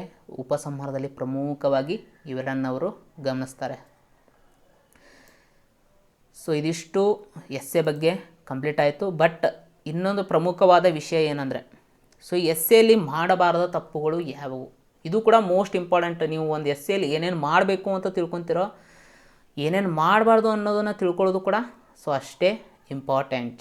ಸೊ ಹಾಗಾದರೆ ಏನೇನು ತಪ್ಪುಗಳನ್ನು ಮಾಡಬಾರ್ದು, ಮೊದಲೇದಾಗಿ ನಿಮ್ಮ ಪ್ರಬಂಧದಲ್ಲಿ ಸರ್ಕಾರದ ಬಗ್ಗೆ ಟೀಕೆಗಳನ್ನು ಮಾಡುವಂತಿಲ್ಲ, ಇದು ಮೋಸ್ಟ್ ಇಂಪಾರ್ಟೆಂಟ್. ಯಾಕೆ ಸರ್ಕಾರದ ಬಗ್ಗೆ ನೀವು ಟೀಕೆಗಳನ್ನು ಮಾಡುವಂತಿಲ್ಲ ಅಂದರೆ, ನೀವು ಮುಂದೆ ಸರ್ಕಾರದ ಒಂದು ಭಾಗ ಆಗೋರು, ಸೊ ಸರ್ಕಾರದ ಕಾನೂನುಗಳನ್ನು ನೀವು ಜಾರಿಗೆ ತರೋರು, ಸರ್ಕಾರದ ಪರವಾಗಿ ನೀವು ಸಮಾಜದಲ್ಲಿ ಶಾಂತಿಯನ್ನು ಕಾಪಾಡೋಕ್ಕೆ ಪ್ರಯತ್ನ ಪಡುವವರು, ಓಕೆ. ಸರ್ಕಾರ ಅಂದ್ರೇ ಜನರ ಅಭಿವೃದ್ಧಿಗಾಗಿ ರಚನೆಯಾಗಿರೋದು, ಹೀಗಾಗಿ ನೀವು ಸರ್ಕಾರದ ಬಗ್ಗೆ ಟೀಕೆಗಳನ್ನು ನಿಮ್ಮ ಎಸ್ಸೆಯಲ್ಲಿ ಮಾಡುವಂತಿಲ್ಲ. ಅವ್ರು ಹೀಗೆ, ಇವ್ರು ಹೀಗೆ, ಸೊ ರಾಹುಲ್ ಗಾಂಧಿ ಹೀಗೆ, ಪ್ರಧಾನಿ ನರೇಂದ್ರ ಮೋದಿ ಹೀಗೆ, ಸೊ ದಯವಿಟ್ಟು ಆ ಥರ ಎಲ್ಲ ನೀವು ಮಾಡೋಕ್ಕೋಗ್ಬೇಡಿ. BJP ಸರ್ಕಾರ ಚೆನ್ನಾಗಿಲ್ಲ, ಕಾಂಗ್ರೆಸ್ ಸರ್ಕಾರ ಚೆನ್ನಾಗಿಲ್ಲ, JDS ಚೆನ್ನಾಗಿದೆ, ಸೊ ಈ ಥರ ಎಲ್ಲ ಬಿಟ್ಟುಬಿಡಿ, ಓಕೆ. ಆದರೆ ನೀವೇನಂದರೆ ಸಲಹೆಗಳನ್ನು ನೀಡ್ಬೋದು, ಯಾಕಂದರೆ ಸೊ ಸರ್ಕಾರ ಜನರ ಅಭಿವೃದ್ಧಿಗಾಗಿ ಹಲವಾರು ಕಾರ್ಯಕ್ರಮಗಳನ್ನು ಜಾರಿಗೆ ತರುತ್ತೆ, ಒಳ್ಳೆಯ ಉದ್ದೇಶವನ್ನು ಇಟ್ಕೊಂಡೇ ಜಾರಿಗೆ ತಂದಿರುತ್ತೆ. ಬಟ್ ಅದರ ಅನುಷ್ಠಾನದಲ್ಲಿ ಏನು ಮಾಡ್ತಿರುತ್ತಂದರೆ ಎಡುತ್ತಾ ಇರುತ್ತೆ. ಸೊ ಯಾವುದೇ ಒಂದು ಯೋಜನೆಯನ್ನು ನಾವು ಈ ಥರ ಅನುಷ್ಠಾನ ಮಾಡಬಹುದು. ಈ ಥರ ಅನುಷ್ಠಾನ ಮಾಡಿದರೆ ಅದು ಯಶಸ್ವಿ ಆಗುತ್ತೆ. ಅಥವಾ ಸರ್ಕಾರದಲ್ಲಿ ಈ ಥರ ಬದಲಾವಣೆಗಳನ್ನು ತಂದರೆ ನಾವು ಉತ್ತಮ ಆಡಳಿತವನ್ನು ನೀಡಬಹುದು. ಈ ಥರ ಸಲಹೆಗಳನ್ನು ನೀವು ನೀಡ್ಬೋದು. ಬಟ್ ಟೀಕೆಯನ್ನು ಮಾಡುವಂತಿಲ್ಲ. Most important. ಎರಡನೇದೇನೆಂದರೆ ವ್ಯಕ್ತಿ ಅಥವಾ ಧಾರ್ಮಿಕ ಭಾವನೆಗಳಿಗೆ ಧಕ್ಕೆ ತರುವ ವಿಷಯಗಳನ್ನು ಪ್ರಸ್ತುತಪಡಿಸಬಾರದು. ಇದು ಕೂಡ ಮೋಸ್ಟ್ ಇಂಪಾರ್ಟೆಂಟ್. ಯಾವುದೇ ಒಂದು ಧರ್ಮಕ್ಕಾಗಲಿ ಯಾವುದೇ ಒಬ್ಬ ವ್ಯಕ್ತಿ ಅವರ ಭಾವನೆಗಳಿಗೆ ಧಕ್ಕೆ ತರುವಂಥ ವಿಷಯಗಳನ್ನು ನೀವು ಪ್ರಸ್ತುತಪಡಿಸಬಾರ್ದು. ಓಕೆ. ಸೊ ಎಷ್ಟೋ ಜನ ಹೇಳ್ತಾ ಇರ್ತಾರೆ, ಹೌದಾ, ಹಿಂದೂಗಳು ಹಾಗೆ, ಮುಸ್ಲಿಮ್ರು ಹಿಂಗೆ, ಸೊ ಮುಸ್ಲಿಮ್ರು ಹಿಂಗಿದ್ದಾರೆ, ಹಿಂದೂಗಳಲ್ಲಿ ಈ ಥರ ಇದ್ದಾರೆ, ಅವರು ಇವ್ರು ಬೈಯೋದು, ಇವ್ರು ಅವ್ರಿಗೆ ಬೈಯೋದು. ಸೊ ಈ ಥರ ಇಲ್ಲಿ ಮಾಡಬಾರ್ದು. ಓಕೆ. ಕ್ರಿಶ್ಚಿಯನ್ಗಳ ಹಾಗೆ. ಸೊ ಎಷ್ಟೋ ನಿಮಗೆ ಗೊತ್ತು, ಅದ್ರ ಬಗ್ಗೆ ನಾ ಹೇಳುವಂಥ ಅವಶ್ಯಕತೆ ಇಲ್ಲ. ಓಕೆ. ಅಂಥ ವಿಷಯಗಳನ್ನೆಲ್ಲ ನೀವು ದಯವಿಟ್ಟು ಇಲ್ಲಿ ಪ್ರಸ್ತುತ ಪಡಿಸಬೇಡಿ. ಇನ್ನು ವೈಯಕ್ತಿಕವಾಗಿ ಯಾರನ್ನು ಕೂಡ ನಿಂದಿಸಬಾರ್ದು. ಓಕೆ. ಫಾರ್ ಎಕ್ಸಾಂಪಲ್ ಅದು ನಮ್ಮ ರಾಹುಲ್ ಗಾಂಧಿ ಆದರೂ ಕೂಡ ನೀವು ನಿಂದಿಸಬಾರ್ದು. ಸೊ ಏನು ಎಷ್ಟೋ ಜನ ಹೇಳ್ತಿರ್ತಾರೆ, ಅವರು ಪಪ್ಪು, ಹೌದಾ. ಸೊ ಈ ಥರ ಎಲ್ಲ ನಿಂದನೆ ಮಾಡೋಕ್ಕೆ ಹೋಗ್ಬಾರ್ದು ವೈಯಕ್ತಿಕವಾಗಿ, ಯಾವುದೇ ವ್ಯಕ್ತಿ ಆಗಿರಲಿ. ಓಕೆ. ಇನ್ನು ಪದಗಳ ಮಿತಿ ಚಿತ್ಕಾಟ ಇರದಂತೆ ನೋಡಿಕೊಳ್ಳಿ. ಯಾವುದೇ ಒಂದು ಎಸ್ಸೆಯನ್ನು ಕೊಟ್ಟರೆ ಇಷ್ಟು ಪದಗಳ ಮಿತಿಯಲ್ಲಿ ಬರೆಯಿರಿ ಅಂತ ನಿಮಗೆ ಹೇಳಿರ್ತಾರೆ. ಓಕೆ. ಸೊ ಇದನ್ನು ನೀವು ಯಾವ ಥರ ಕಂಡುಹಿಡಿಯುವುದು? ಓಕೆ. ಕಾಮನ್ನಾಗಿ ನೀವು ಒಂದು ಪೇಜಲ್ಲಿ, ಸೊ ನೀವು ಮನೆಯಲ್ಲಿದ್ದಾಗ ಪ್ರಾಕ್ಟೀಸ್ ಮಾಡಿ ನೋಡಿ, ಒಂದು ಪೇಜಲ್ಲಿ ನೀವು ಎಷ್ಟು ಪದಗಳನ್ನು ಬರೆಯಬಲ್ಲರಿ ಅಂತ ಒಂದು ಅಂದಾಜನ್ನು ಇಟ್ಕೊಳ್ಳಿ. ಫಾರ್ ಎಕ್ಸಾಂಪಲ್ ನಾನು ಒಂದು ಪುಟದಲ್ಲಿ 90 ಪದಗಳನ್ನು ಬರೀತೇನೆ ಅಂತ ನಾನು ತಿಳ್ಕೊಂಡಿದ್ದೀನಿ, ಹೌದಾ.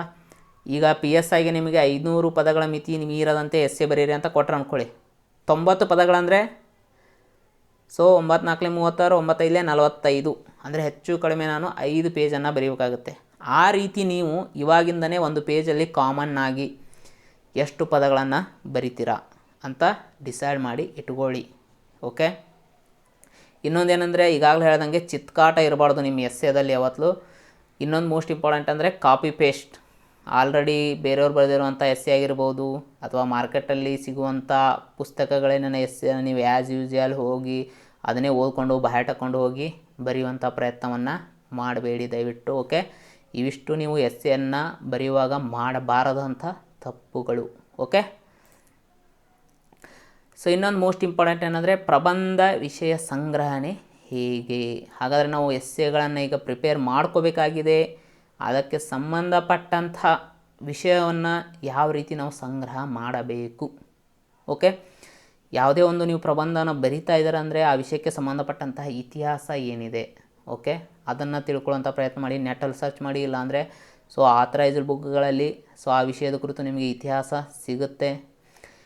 ಸೊ ಯಾವತ್ತೂ ನೀವು ಯಾವುದೇ ಒಂದು ಯಾವುದೇ ಒಂದು ಪ್ರಬಂಧಕ್ಕೆ ವಿಷಯವನ್ನು ಸಂಗ್ರಹ ಮಾಡ್ತಾಯಿದ್ದೀರಾ ಅಂದರೆ ಸ್ಟ್ಯಾಂಡರ್ಡ್ಸ್ ಆಥರ್ಸ್ ಬುಕ್ಕಲ್ಲಿರುವಂಥ ಇನ್ಫಾರ್ಮೇಷನನ್ನು ಬಳಸ್ಕೊಳ್ಳಿ.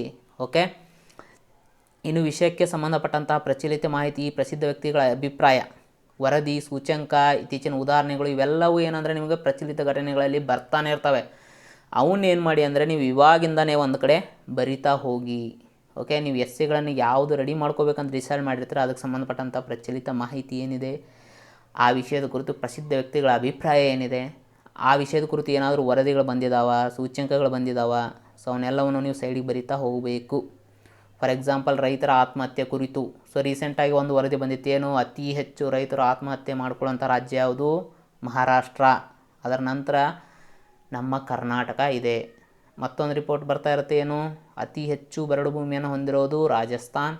ಅದರ ನೆಕ್ಸ್ಟ್ ನಮ್ಮ ಕರ್ನಾಟಕ. ಹೀಗೆ ಹಲವು ಪ್ರಚಲಿತ ಘಟನೆಗಳನ್ನು ಓದುವಾಗ ನಿಮಗೆ ಸಿಗುತ್ತೆ. ಅವನೇನು ಮಾಡಿ ಅಂದರೆ ಒಂದು ಕಡೆ ಬರೀತಾ ಹೋಗಿ. ಪೇಪರಲ್ಲಿ ಕೆಲವೊಮ್ಮೆ ಪ್ರಸಿದ್ಧ ವ್ಯಕ್ತಿಗಳ ಹೇಳಿಕೆಗಳನ್ನು ನೀಡ್ತಾ ಇರ್ತಾರೆ ಒಂದೊಂದು ಕಾಲಮಲ್ಲಿ. ಅದು ನಿಮಗೆ ಯಾವುದೋ ಒಂದು ವಿಷಯಕ್ಕೆ ಮ್ಯಾಚ್ ಆಗುತ್ತೆ. ಸೊ ಹೀಗಾಗಿ ಏನು ಮಾಡ್ತಾ ಹೋಗಿ ಅವನ್ನೆಲ್ಲ ಒಂದು ಕಡೆ ಬರೀತಾ ಹೋಗಿ. ಇದ್ರ ಜೊತೆಗೆ ಏನಂದರೆ ನೀವು ಸೊ ಆಯಾ ವಿಷಯಕ್ಕೆ ಸಂಬಂಧಪಟ್ಟಂತೆ ನಮ್ಮ ಸರ್ವಜ್ಞನ ವಚನ ಆಗಿರ್ಬೋದು, ಬಸವಣ್ಣನವರ ವಚನಗಳಾಗಿರ್ಬೋದು, ನಮ್ಮ ಪ್ರಸಿದ್ಧ ಕವಿಗಳ ಹೇಳಿಕೆ, ಕುವೆಂಪು, ದ ರಾ ಬೇಂದ್ರೆ, ಪಂಪ, ರನ್ನ, ಪೊನ್ನ, ಜನ್ನ, ಹರೇರ, ರಾಘವಾಂಕ, ಮುದ್ದಣ್ಣ, ಸೊ ಇವರೆಲ್ಲರ ಹೇಳಿಕೆಗಳನ್ನು ಕೂಡ ಅದೇನಾದರೂ ನಿಮಗೆ ಸಂಬಂಧಪಟ್ಟಿದ್ದರೆ ಸೊ ಅವರೆಲ್ಲವನ್ನು ಕೂಡ ನೀವು ಹೇಳ್ಬೋದು. ಸೊ ವಚನಗಳಲ್ಲಿ ಎಂತೆಂಥ ಸೊ ಆ ವಚನಗಳು ಈಗಲ್ಲ, ಮುಂದೆ 1000 ವರ್ಷಕ್ಕೂ ಕೂಡ ಸಾರ್ವಕಾಲಿಕ. ಯಾವುದೇ ಒಂದು ವಿಷಯಕ್ಕೆ ಸಂಬಂಧಪಟ್ಟಿದ್ದು ನಿಮಗೆ ವಚನಗಳು ಸಿಕ್ಕೇ ಸಿಗ್ತವೆ, ಅಂಥವುಗಳನ್ನು ನೀವು ಕಲೆಕ್ಟ್ ಮಾಡ್ಕೊಳ್ಳಿ. ಓಕೆ, ಸರ್ವಜ್ಞನ ವಚನಗಳು ಎಂತೆಂಥ ಅಟ್ರಾಕ್ಟಿವ್ ವಚನಗಳು ಇರ್ತವೆ ಅವನ್ನೆಲ್ಲ ಕಲೆಕ್ಟ್ ಮಾಡಿ ಹಾಕಿ. ಸೊ ವ್ಯಾಲ್ಯೂಯೇಷನ್ ಮಾಡೋರು ಸ್ವಲ್ಪ ಖುಷಿ ಆಗಲಿ, ಓ ಇವ್ ನಮ್ಮ ನೆಲದ ವಾಕ್ಯಗಳನ್ನೇ ಹಾಕಿದ್ದಾನೆ, ನಮ್ಮ ಜನರ ಅಭಿಪ್ರಾಯಗಳನ್ನು ಹಾಕಿದ್ದಾನೆ, ಖುಷಿ ಪಡಲಿ. ಓ ಇವಂಗೆ ಸೊ ಈ ವಿಷಯದಲ್ಲೂ ಕೂಡ ಆಸಕ್ತಿ ಇದೆ. ಯಾಕಂದರೆ ಇಂಥವೆಲ್ಲ ಜಾಸ್ತಿ ಜನ ಹಾಕಕ್ಕೆ ಹೋಗಲ್ಲ. ಓಕೆ, ಇನ್ನು ಯೋಜನಾ ಪತ್ರಿಕೆ ಮೋಸ್ಟ್ ಇಂಪಾರ್ಟೆಂಟ್ ಇದು. ಸೊ ಪ್ರಬಂಧವನ್ನು ಯಾರು ಪ್ರಿಪ್ರೇಷನ್ ಮಾಡ್ತಾ ಇದ್ದೀರಾ, ಸೊ ಅವರು ಈ ಯೋಜನಾ ಪತ್ರಿಕೆಯನ್ನು ನೀವು ಕಡ್ಡಾಯವಾಗಿ ಓದಲೇಬೇಕಾಗುತ್ತೆ. ಸೊ ಬುಕ್ಸ್ ಅಂಗಡಿಯಲ್ಲಿ ನಿಮಗೆ ಸಿಗುತ್ತೆ, ಇಲ್ಲ ಆನ್ಲೈನ್ ಚಂದಾದಾರಿಕೆ ಮಾಡಿಕೊಂಡು ಕೂಡ ನೀವು ಪಡ್ಕೋಬೋದು. ಇನ್ನು ಆರ್ಥಿಕ ಸಮೀಕ್ಷೆಯಲ್ಲಿ ಇರುವಂಥ ಅಂಶಗಳನ್ನು ನೀವು ನೋಟ್ಸ್ ಮಾಡಿ ಇಟ್ಕೊಳ್ಳಿ. ಆದಲ್ಲದೆ ನೀವು SEO ಬರೆಯುವಾಗ ಆರ್ಥಿಕ ಸಮೀಕ್ಷೆಯಲ್ಲಿನ ಅಂಶಗಳನ್ನು ಕಡ್ಡಾಯವಾಗಿ ಸೇರಿಸಲೇಬೇಕಾಗುತ್ತೆ.